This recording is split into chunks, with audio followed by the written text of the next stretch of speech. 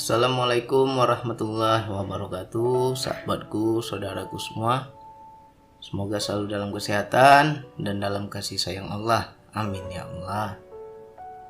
Jadi ya kita lanjutin, mudah-mudahan bisa lebih dalam lagi kita memahami tentang ilmu rasa ini.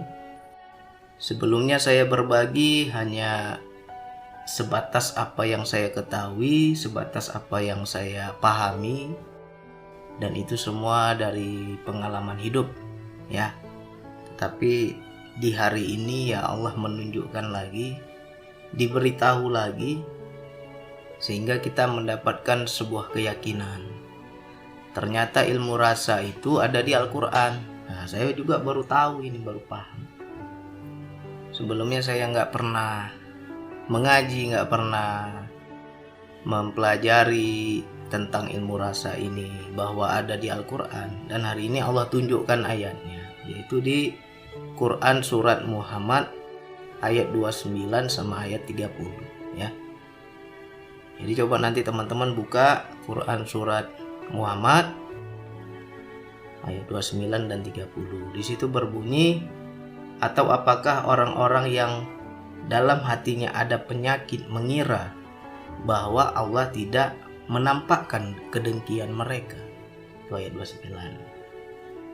Lalu di ayat 30 Allah bilang lagi, dan sekiranya kami mengkehendaki ya, sekiranya kami kehendaki, niscaya kami perlihatkan mereka kepadamu.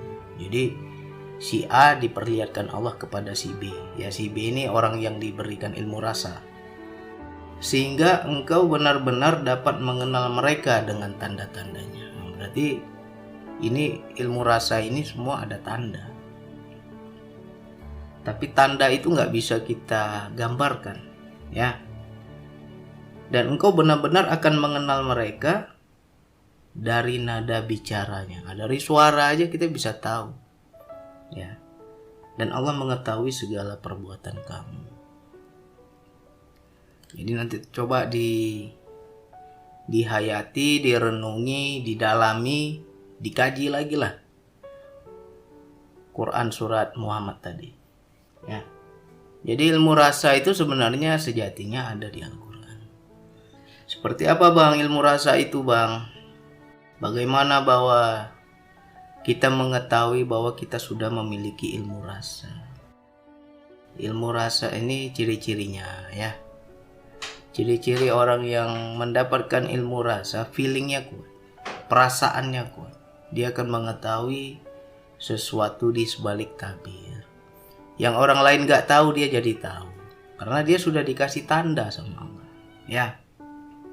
Dia akan mengetahui sifat orang. Ini si A karakternya begini, si B karakternya begini, si C karakternya begini. Sifat seseorang dia akan tahu. Kenapa dia bisa tahu? Karena Allah yang kasih tahu ya. Karena di ayat tadi Allah jelaskan, jangan disangka orang yang ada penyakit hati Allah tidak menampakkan.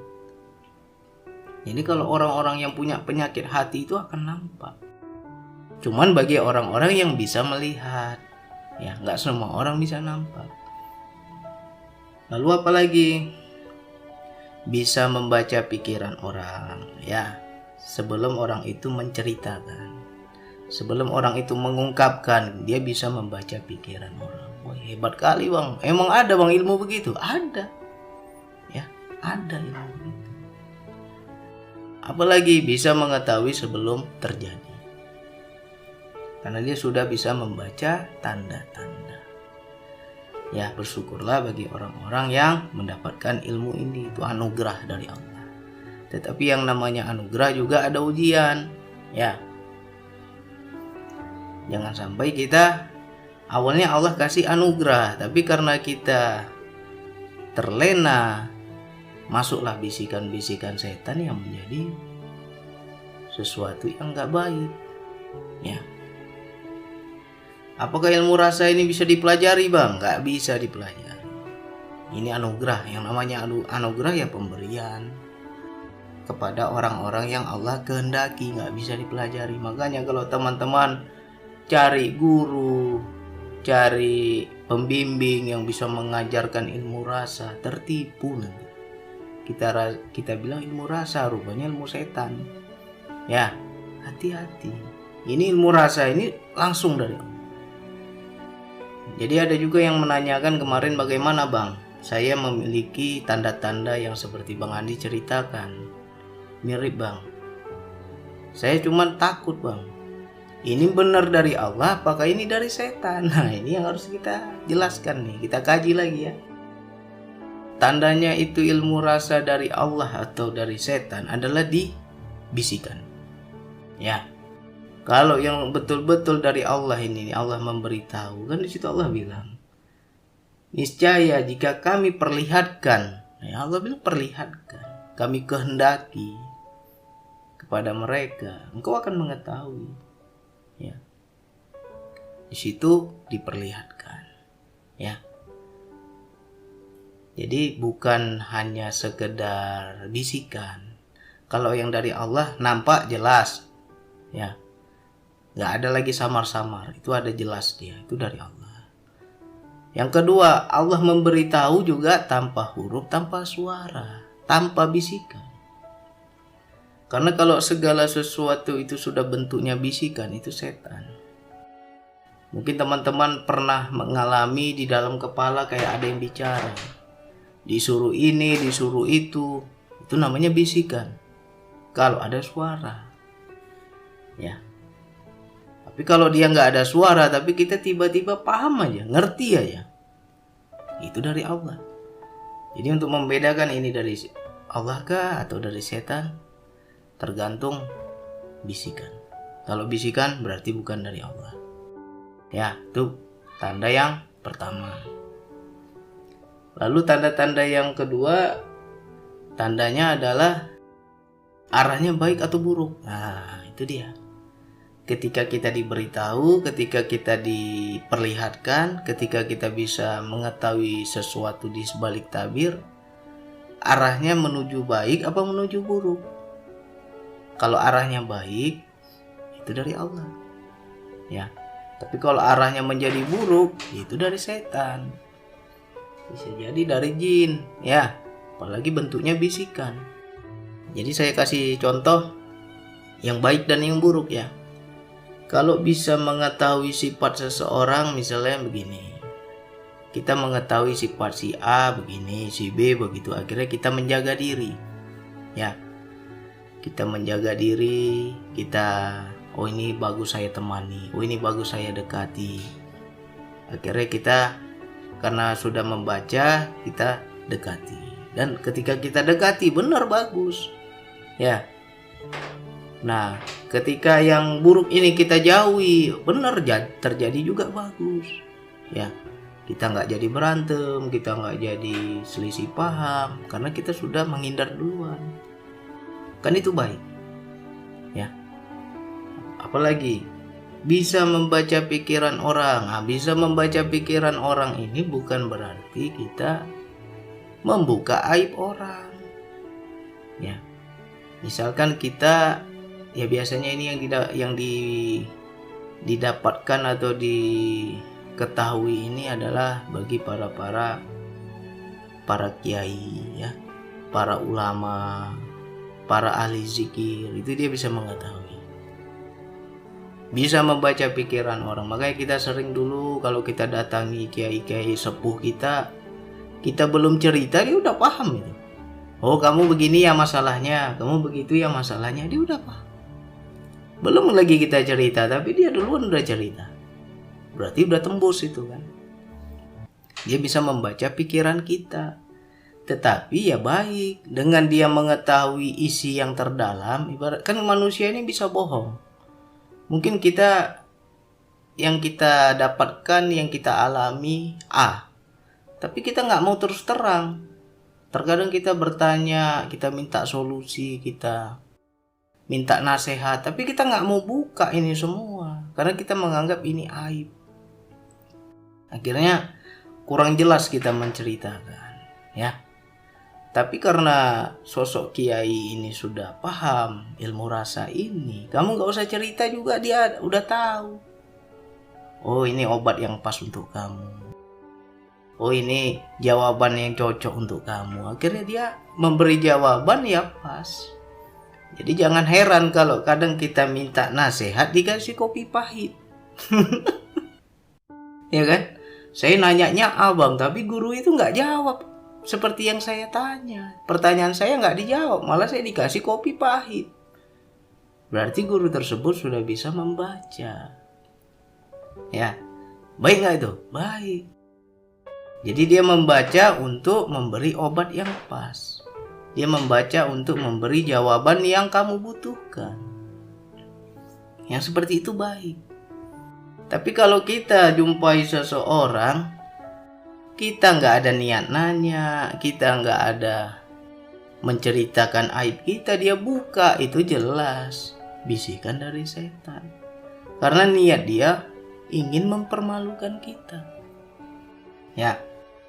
Jadi kalau ada kita jumpai teman, sahabat atau siapapun yang kalau dibilang hebat lah, bisa membaca pikiran orang, mengetahui isi hati orang, tapi dia berani buka di khalayak umum, dia berani buka untuk mempermalukan kita, itu jelas dari setan, bukan dari Allah. Itu sejatinya ya dia dapat bisikan dari para setan.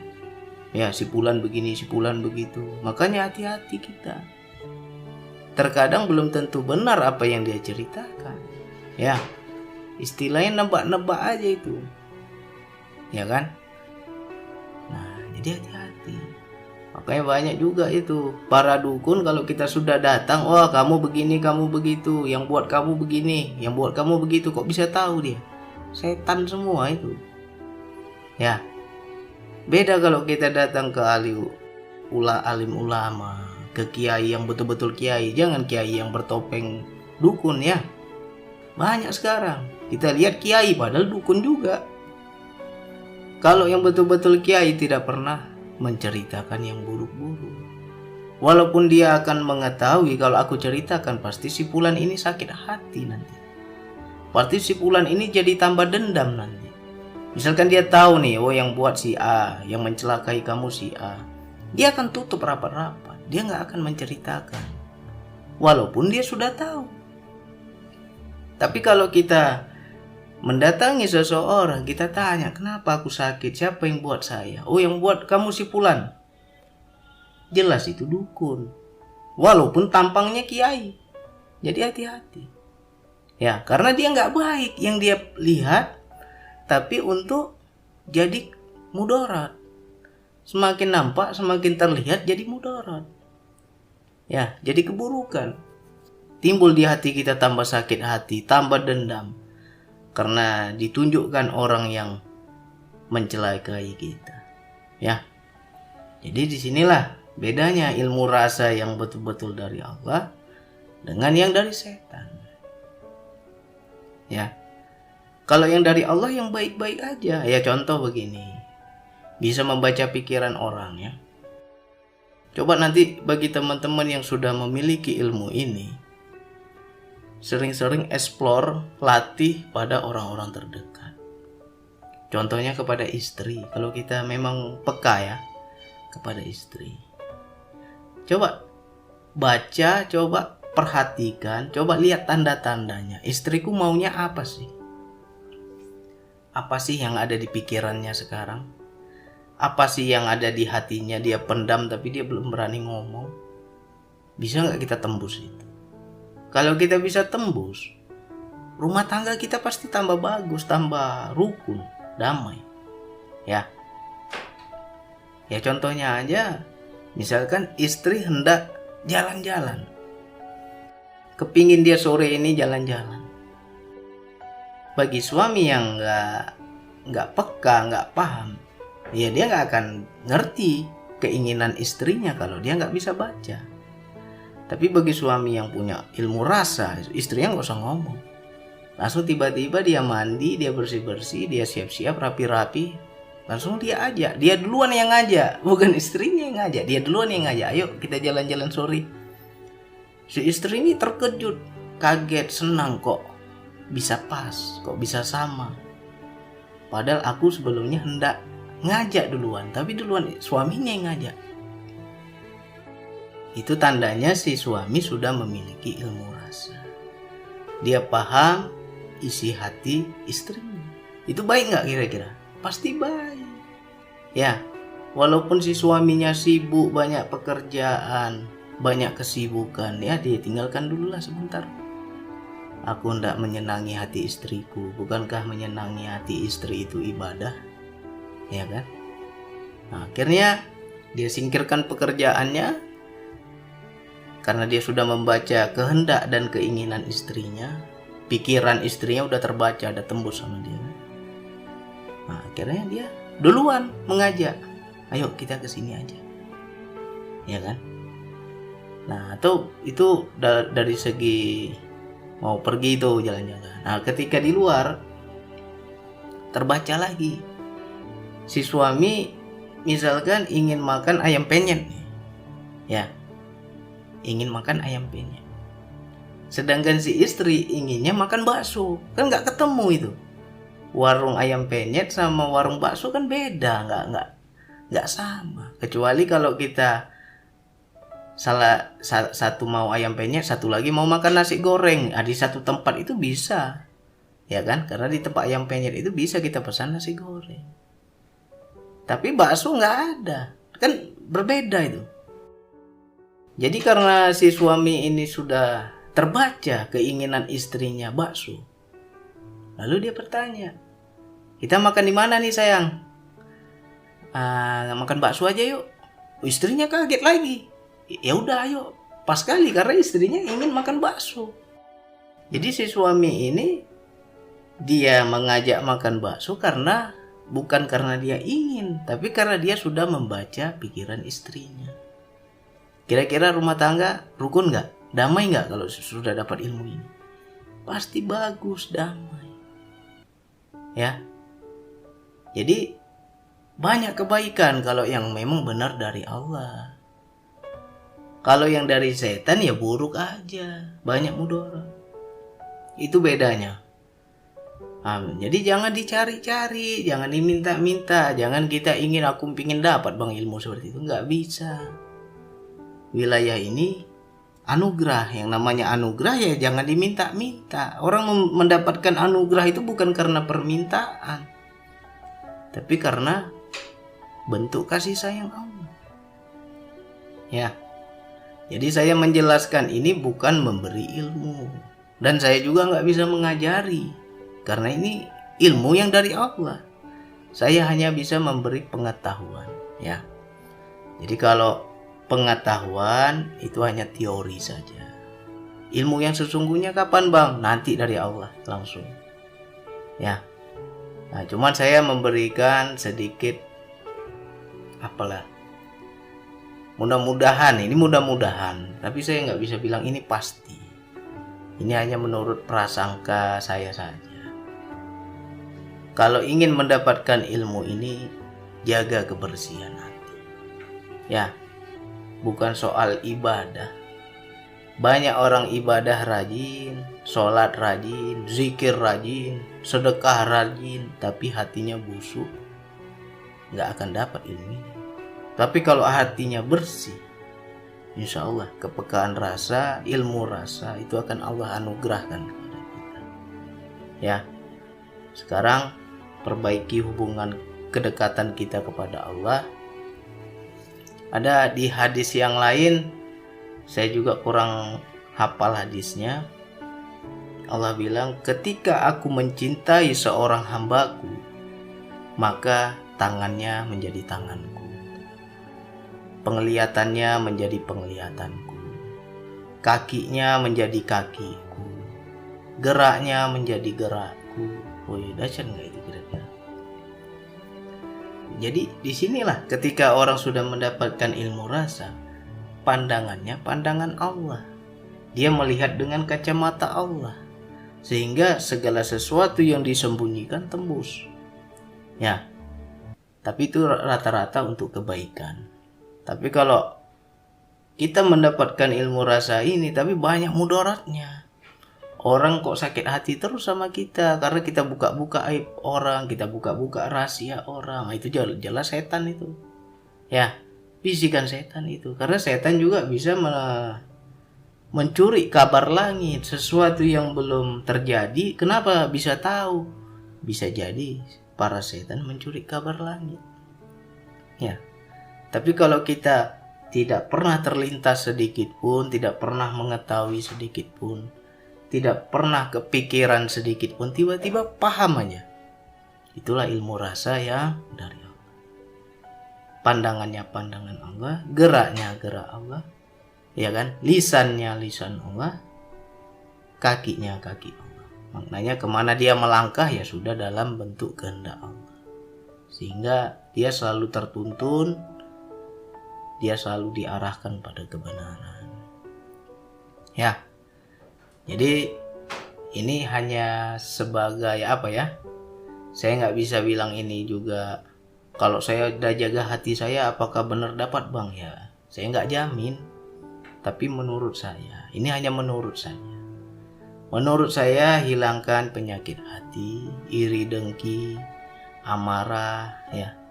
Nggak boleh kita suka marah. Orang yang suka marah itu ya berteman sama setan.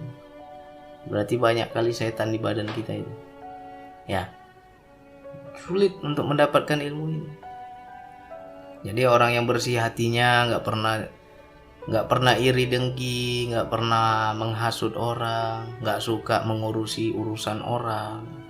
Ya, ketika dia mendengar aib orang ya dia tutup telinganya, nggak mau dia ikut campur. Ya. Nah, biasanya orang yang menjaga kebersihan hati biasanya dapat. Karena apa? Hati itu adalah cerminan goib. Ketika hati itu bersih, segala yang goib akan tembus dan nampak dengan jernih, jelas. Ibarat kaca jendela lah. Kalau kaca jendela rumah kita itu kotor, kita mau memandang keluar kan juga nggak jelas. Tapi coba kaca itu jernih, bersih, apa yang di luar itu kelihatan. Jadi begitu juga bagi orang-orang yang menjaga kebersihan hatinya, dia sangat menjaga hatinya, tidak marah, tidak mau sombong, tidak ria, tidak takabur, tidak iri dengki, ya, tidak prasangka buruk. Pokoknya hatinya baik terus, prasangka baik terus sama orang, sama siapa aja. Biasanya yang seperti itu Allah anugerahkan, karena dia apa ya, istilahnya bisa menyimpan rahasia Allah. Ketika Allah memberi pengetahuan itu, ketika dia bisa mengetahui tabir goib itu, dia akan menyimpan rapat-rapat. Mana yang harus aku ceritakan, mana yang harus aku simpan. Ya. Dan dia juga nggak cepat memponis orang. Makanya kalau orang yang, bang ada bang di kampung saya bang, bisa tahu dia isi hati orang bang, tapi suka kali dia buka rahasia kita bang. Dia buruk-burukkan saya, aib-aib saya dia bongkar semua di depan teman-teman saya bang. Itu setan namanya. Ya, berteman sama setan dia itu. Itu bukan dari Allah. Karena apa? Menjadi dosa, menjadi mudarat, menjadi keburukan. Buruk gak kira-kira ketika kita bercerita suatu tabir sir, tabir rahasia, dan orang lain jadi sakit hati? Ya itu kan dosa, membuat orang sakit hati. Ya berarti ilmu dia itu tidak berkah, bukan dari Allah. Jadi itu bedanya. Ya, karena banyak juga para ahli-ahli spiritual, woi bisa begini, bisa begitu, bisa lihat ini, bisa lihat itu, bisa tahu ini, bisa tahu itu, tapi ya mudarat banyak. Ya, nggak ada manfaatnya. Kalau banyak mudaratnya, nggak ada manfaatnya, ya jelas tersesat itu namanya. Ya, justru kalau kita mengetahui, kita jadi paham mana yang harus aku ceritakan, mana yang harus aku simpan. Nah itu betul, itu murni dari Allah. Ya, yang kedua, yang pertama, yang selanjutnya adalah dia dalam bentuk tanpa huruf, tanpa suara, tanpa kata, tanpa bahasa. Tiba-tiba kita paham. Tapi kalau bentuknya sudah bisikan, oh si fulan begini, si fulan begitu, terus kita cerita pula. rahasia orang, kita cerita pula aib orang. Sakit hati pula orang ketika kita buka rahasianya. Ya, itu sejatinya adalah dari setan karena bentuknya bisikan. Ya, makanya ini juga sangat halus. Banyak orang-orang nggak paham bahwa di dalam dirinya itu banyak bisikan, dan dia nggak bisa dengar bahwa itu bisikan. Ya, jadi kita harus perbaiki ibadah kita, jaga hati kita. Ya, jadi untuk mengetahui ilmu rasa yang sesungguhnya atau bukan, ada dua tadi ya cirinya ya. Ciri yang pertama bukan bisikan, tetapi dia langsung dihujam langsung di hatinya, dia paham, ya kan? Atau diperlihatkan tapi nggak nampak gitu, nggak ada gambar, nggak ada visual, tapi tiba-tiba seolah-olah dia sudah di situ gitu. Nah, dia jadi paham. Nah, jadi ini mudah-mudahan untuk saudaraku, sahabatku yang sudah memiliki ilmu ini bisa menjadi paham. Ini memang benar dari Allah atau dari setan. Jadi hati-hati, jangan bangga. Kalau kita memiliki wilayah ini jangan bangga. Biasanya yang begini-begini bukan karena diminta-minta, bukan karena ingin mengetahui, ya. Misalkan kita jumpa si A, aku mau tahulah sifat seseorang, itu namanya nafsu. Sudah ada kehendak diri. Tapi kalau memang diperlihatkan oleh Allah, kita nggak ada kepikiran, kita nggak ada ingin tahu, tapi tiba-tiba dikasih tahu. Nah, itu dari Allah. Tapi kalau banyak kita lihat di luar sana, orang istilahnya ahli terawang, ahli meramal, ya kan? Ditanya sama orang, tolong dong ramal saya, tolong dong liatin saya, baca diri saya. Dia jawab pula itu setan, karena sudah ditanya. Dan kita percaya pula itu, ya kan? Hati-hati. Orang yang benar-benar mendapatkan ilmu rasa ini nggak akan mau kalau ditanya, tolong dong ramal saya Bang Andi, nggak akan mau, nggak akan Allah perlihatkan kalau sudah ditanya. Tapi kalau ya tiba-tiba diperlihatkan gitu aja kan, dikasih tahu sama Allah, oh si fulan begini, si fulan begini, ya paling saya hanya kasih kopi pahit aja lah, obat apa yang cocok itu aja paling. Tapi kalau membuka aib orang ya kita nggak berani, ya. Makanya nggak banyak kita ngomong wilayah ini. Nah, ini saya hanya memberikan ciri-ciri dan tanda-tandanya saja biar teman-teman paham. Udah sampai mana kita ini, yang kita jalani, yang kita dapatkan memang anugerah dari Allah atau bukan, ya. Mudah-mudahan yang di video sebelumnya yang bertanya bagaimana membedakannya Bang, ini dari Allah atau dari setan, nah, menjadi paham, ya.